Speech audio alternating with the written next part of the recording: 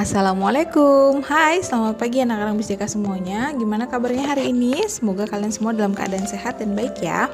Oke, berjumpa lagi dengan Bisdeka. Hari ini kalian semua belajar di rumah ya nak ya. Nah, hari ini Bisdeka akan menjelaskan pelajaran bahasa Indonesia. Ini pelajaran yang terakhir ya nak ya. Nanti juga akan ada tugas, jadi silakan disimak ya. Nah, pada pelajaran bahasa Indonesia ini ya, Miss Deka masih mengajarkan tentang ini bab 5 ya, yaitu tentang cinta Indonesia, di mana kita akan belajar tentang KD 3.5, menggali informasi penting dari teks narasi sejarah yang disajikan secara lisan dan juga tulis, menggunakan aspek apa, di mana, kapan, siapa, mengapa, dan bagaimana. Oke, di mana kita hari ini akan membahas tentang materi yang terakhir, yaitu bagian E, membuat kesimpulan teks narasi sejarah ya. Setelah kemarin kita sudah menggali teks narasi itu apa, kita juga sudah memberikan pendapat tentang isi teks narasi sejarah tersebut. Kita juga sudah menuliskan informasi penting, kita juga sudah mendengarkan teks narasi sejarah ya nak ya. Sekarang kita membuat kesimpulan ya dari teks narasi sejarah. Kesimpulan itu ya nak ya, itu adalah hasil dari akhir suatu bacaan ya. Jadi setelah kamu baca baru kamu simpulkan, kamu hasilkan gitu ya. Dari suatu bacaan itu kamu hasilkan informasi pentingnya atau garis-garis besarnya dari bacaan tersebut ya. Nah, kesimpulan ini dapat diperoleh dengan memahami isi bacaan secara keseluruhan ya. Nah, setelah kamu menemukan informasi secara keseluruhan dalam teks, baru kamu bisa membuat namanya sebuah kesimpulan ya. Nah, biasanya dengan membaca kesimpulan teks ini ya, seseorang ini dapat mengerti isi bacaan teks secara garis besarnya saja ya nak ya.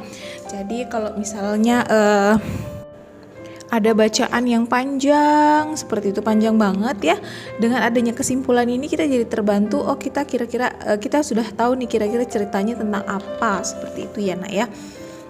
Jadi memang penting gitu ya, membuat ada kesimpulan ini juga penting ya.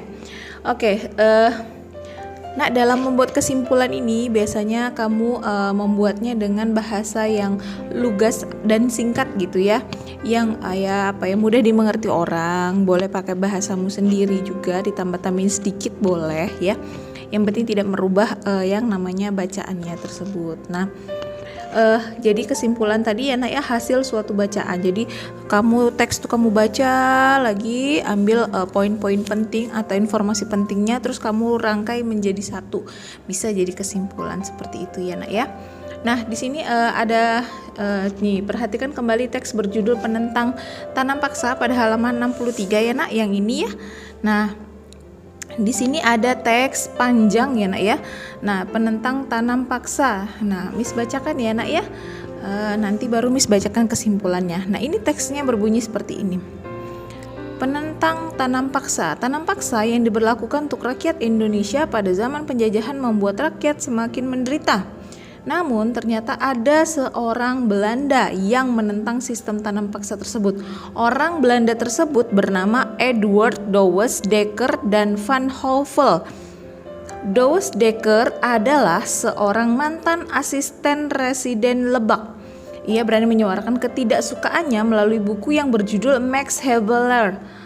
Dalam buku tersebut diceritakan tentang penderitaan rakyat Indonesia akibat pelaksanaannya tanam paksa. Hampir 31 tahun Indonesia mengalami keterbelakangan dan kebodohan. Multatuli atau Edward Douwes Dekker mendesak pemerintah Belanda agar tanam paksa segera diakhiri. Setelah melalui perdebatan panjang, akhirnya pihak Belanda setuju untuk menghapus tanam paksa untuk rakyat Indonesia secara bertahap. Nah, dari teks ini kita bisa ambil poin-poin penting. Kamu garis bawahi mana poin-poin pentingnya, kemudian kamu bisa rangkai itu menjadi sebuah kesimpulan. Nah, di sini ya kita bisa simpulkan misalnya dari teks tadi itu ya, seperti ini. Multatuli atau Edward Douwes Dekker adalah mantan asisten residen Lebak dari Belanda yang mendesak pemerintah Belanda agar tanam paksa segera diakhiri. Tanam paksa yang diberlakukan oleh rakyat Indonesia selama 31 tahun pada zaman penjajahan membuat rakyat semakin menderita. Ia berani menyuarakan ketidaksukaannya melalui bukunya yang berjudul Max Havelaar. Akhirnya, setelah melalui perdebatan panjang, pihak Belanda menyetujui untuk menghapus tanam paksa bagi rakyat Indonesia secara bertahap. Kalau kalian lihat dari kesimpulan ini, nah ini susunannya tidak sesuai dengan bacaan yang kita baca tadi ya. Di sana disebutkan ada tokoh yang namanya Multatuli atau Edward Douwes Dekker ya. Nah, ini adalah mantan asisten residen Lebak dari Belanda. Di situ dijelaskan itu di paragraf 2 ya nak ya.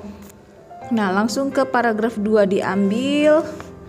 Kemudian ia mendesak Belanda agar tanam paksa segera diakhiri gitu ya.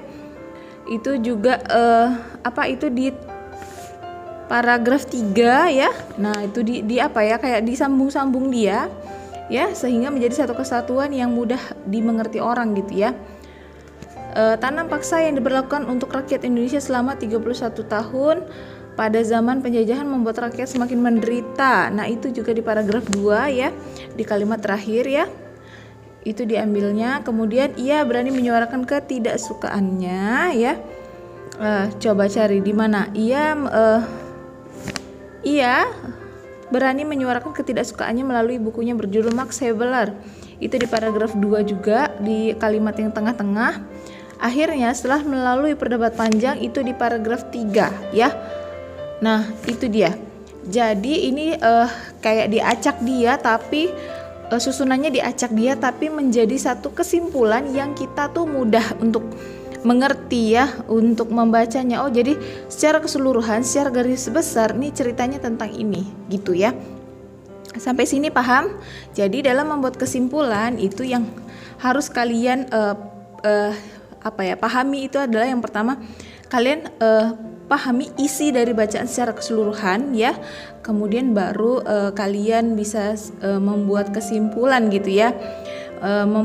Mencari garis-garis besarnya ya, kemudian baru membuat simpulan. Kalian susun menggunakan bahasa lugas dan juga singkat ya. Nah, sampai sini paham nak? Nah, kalau paham silakan kalian kerjakan tugas di halaman 67 ya, kegiatan 5.4 di mana kalian Miss harapkan untuk membuat kesimpulan teks narasi sejarah dari teks peran Sumpah Pemuda dalam menyatukan bangsa ya. Di sini kalian disuruh membaca dulu ya. Kemudian kalian buat kesimpulan dalam satu paragraf saja ya.